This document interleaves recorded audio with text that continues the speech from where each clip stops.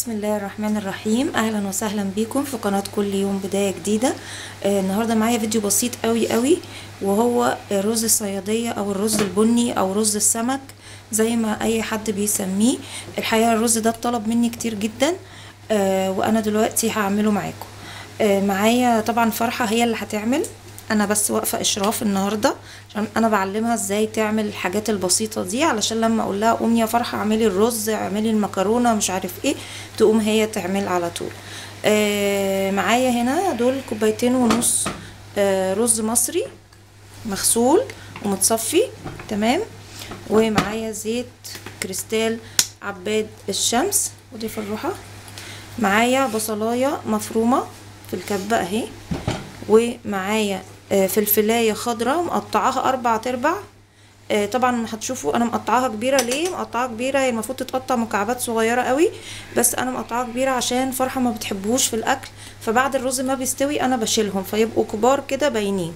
ومعايا التوابل بتاعتي، معايا معلقه فلفل اسود، معلقه كمون، نص معلقه نعناع ناشف، ونص معلقه اللهم صل على النبي بهارات مشكله تمام. ومعايا معلقتين صغيرين ملح على قد حوض الرز بتاعي، ومعايا معلقه صلصه طماطم. اول حاجه هنعملها هنحط بقى الزيت في الحله. حطي يا فرحه الزيت وهولع النار. بسم الله الرحمن الرحيم. حطي زيت كمان كمان كمان كمان، مش جايبه لكم على فرحه، حبه كمان يا حبيبتي. ايوه كده عشان البصل كده يتحمر يبقى حلو، بس كفايه بس شكرا. بعد بقى الزيت ما يسخن شويه هننزل بالبصل. هنزل انا بالبصل علشان خاطر ايه، فروحه بتخاف من نزله البصل دي في الزيت، فانا هنزل بيه انا النهارده. هي هتاخد بالها احنا بنوطي ايدنا ازاي بننزله ازاي عشان ما يطرطش علينا، بس اول ما الزيت ايه يسخن معانا. ادي البصل ادي الزيت خلاص سخن، هنزل بالبصل. بسم الله الرحمن الرحيم. يلا يا ست الكل، شايفه الايد الواطيه ازاي؟ مش بنرمي ونجري لا اهو. معانا المعلقه الخشب بقى، تعالي قلبي يا حلوه. طبعا البصل يا جماعه هيفضل يتقلب في الزيت لحد لونه ما يبقى بني، بس قبل لونه ما يبقى بني بشويه هنزل الفلفل الاخضر والتوابل. اول ما لونه يبقى بني هننزل عليه بالميه السخنه. انا طبعا معايره ميه على قد الرز. انا الرز اللي عندي ده كل كوبايه رز بتاخد 1.5 كوبايه ميه، فانا عامله 2.5 كوبايه رز هياخدوا حوالي 4 كوبايات الا ربع ميه، فانا معايراهم في ازازه عشان ننزل بيهم على طول. احنا هنستنى بقى لما البصل يلون وبعدين هنرجع لكم تاني. بصوا يا جماعه هو البصل بدأ يلون من الجناب فلازم تبقى ايدنا فيه. هننزل دلوقتي بالتوابل يا فرحه، ننزل بالتوابل وبالفلفل الاخضر تمام. زي ما قلت لكم انتوا تقطعوا الفلفل صغير شويه علشان يستوي مع الرز ويتاكل مع الرز.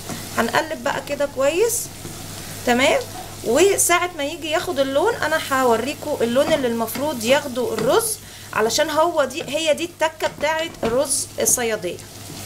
بصوا بقى حبايبي، هو ده اللون اللي المفروض الرز ياخده، ولا يتحرق ولا يكون فاتح. يلا فرحه الميه بسرعه بسرعه شويه. بسم الله الرحمن الرحيم. زي ما قلت لكم دول 4 كوبايات الا ربع ميه تمام.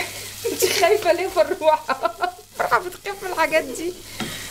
بصوا بقى لون الميه هيبقى لونها بني، واللون ده هو اللي هيدي الرز اللون.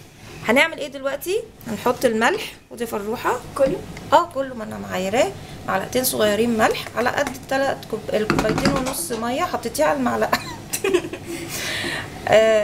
وهنحط معلقه صلصه طماطم احطها انا اهو. بسم الله الرحمن الرحيم اهو، مش مليانه قوي كده، على قد بسم الله.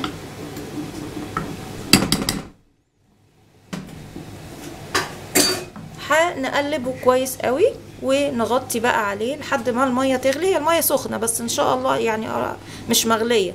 اول ما تغلي الميه هنسقط الرز او نحط الرز او ننزل الرز، بالمعنى احنا عندنا في مصر بنقول نسقط الرز، نسقط المكرونه.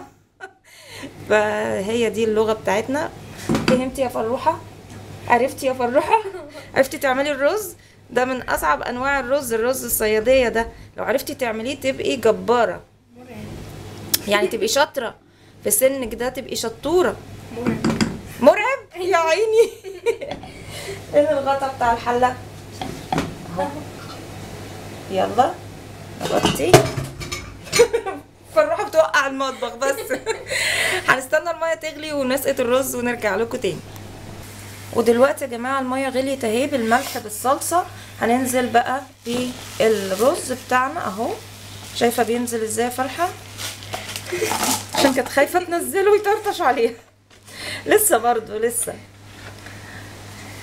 هعلي بقى النار تاني لاني وطيتها واقلب. اديله تقليبه كده واحده اهو.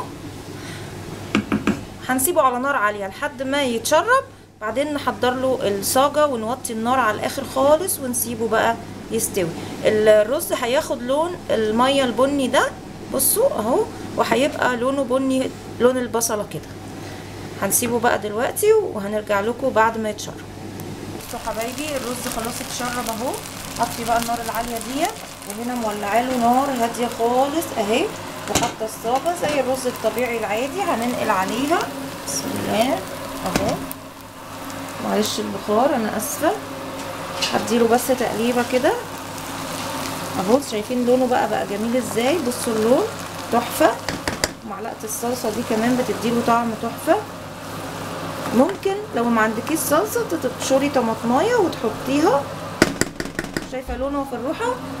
شايفه لونه بقى حلو ازاي؟ هنسيبه بقى يستوي وهنرجع لكم بعد ما نغرف ان شاء الله. وده يا حبايبي شكل الرز بعد ما استوى واتشرب واستوى وبقى جميل جدا. انا حطيت عليه حته طماطميه بس كده كديكور، لكن طبعا احنا ما بنحطش عليه حاجه. ممكن تزوقيه بفلفل اخضر، تزوقيه ببقدونس، بشبت، الحاجات دي كلها بتمشي مع السمك. طبعا احنا غرفنا طبق واحد وفي انتظار السمك لسه الراجل ما جابهوش عشان انا عامله سمك مشوي بره، فمنتظره السمك. وعملنا كمان الطحينه. اتمنى الفيديو يكون عجبكم. ما تنسوش لو عجبكم الفيديو تعملوا لي لايك وشير، واللي لسه اول مره تشرفني في القناه يا ريت تشترك وتعمل سبسكرايب وتفعل الجرس عشان يوصل لها كل جديد مني. اشوفكم على خير في فيديو جديد، والسلام عليكم ورحمه الله وبركاته.